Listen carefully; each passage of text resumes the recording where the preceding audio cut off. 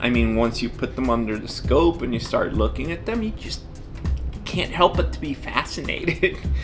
Hi, my name is Cristian Beza. My involvement in the insect collection is as an active researcher using the collection. Part of my research involves what we call specimen-based research, where we use physical specimens in order to extract data from them. There are other roles that are complementary, and those include growing the collection through bringing new specimens, improving the collection by curation work, basically looking at all the insects we have or groups of insects that we have and putting names on specimens, organizing them. I'm fascinated by how many insects are out there, not only how many, but the diversity of them.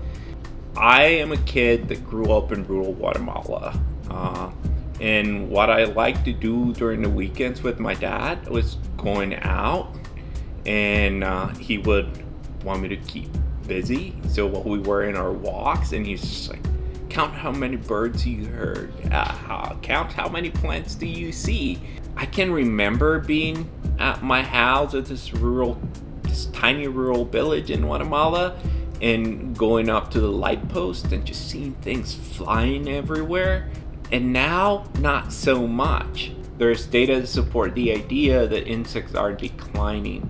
There might be places where we have lost things and we'll never be able to recover them. Because of collections, we can know very well where they live, we know their range limits. It's a snapshot in time, and it can tell us what kind of insects were there at that time that they were collected. But with the rapid changes that are happening, getting those snapshots, it's becoming certainly more difficult. Insects are by far the most diverse group of animals. We know that a tiny amount of them can cause serious problems for humanity, but we know that a vast majority of them give us great benefits. Pollinators, as recyclers of carbon, we can use them as indicators for water quality, for example. All those capabilities will depend on us having a comprehensive understanding of all the insects that are out there.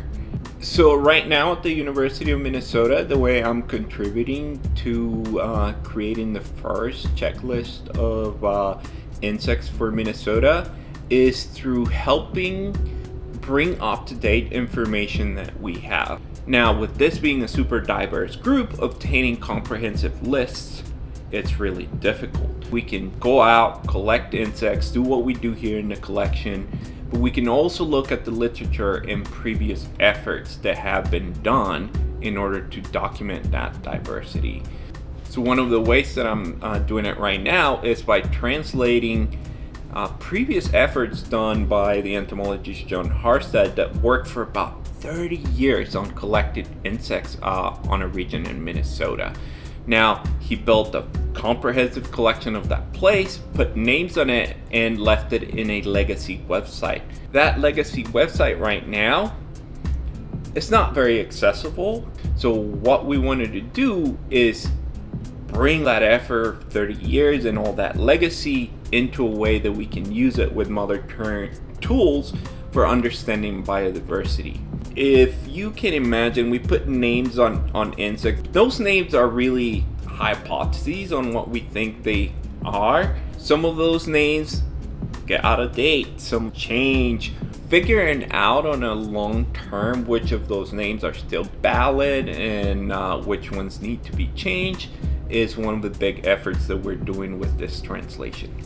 We have around 3,500 names that we have to look at. So one of the things that we are doing is taking advantages of an international effort that it's called the Catalog of Life, that it tracks those name changes. What's happening is that you have to go and type the name individually. It's a lot of work. What I'm doing right now is developing a computer program that will look at the name that I have, go to that database, search for it, and give me the full classification of that organism, giving me the name of the author, giving me the date on what this was described.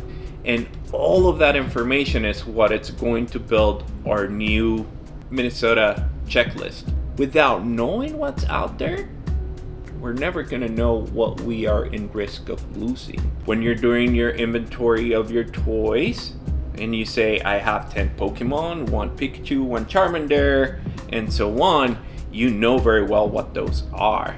But now add the complexity that sometimes we don't know what we're expecting to find. So that's one of the main challenges.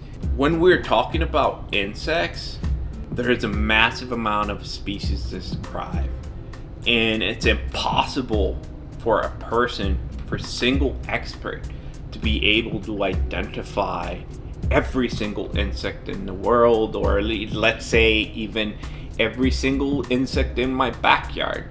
So we need a lot of specialists, and I really invite you to get fascinated with this world. One of the only ways to really achieve this massive effort is by having contributors. If you're a kid and you love insects or you love life, we are lacking experts, and I really invite you to get fascinated with this world, that it's here in your backyard, and try to become an expert.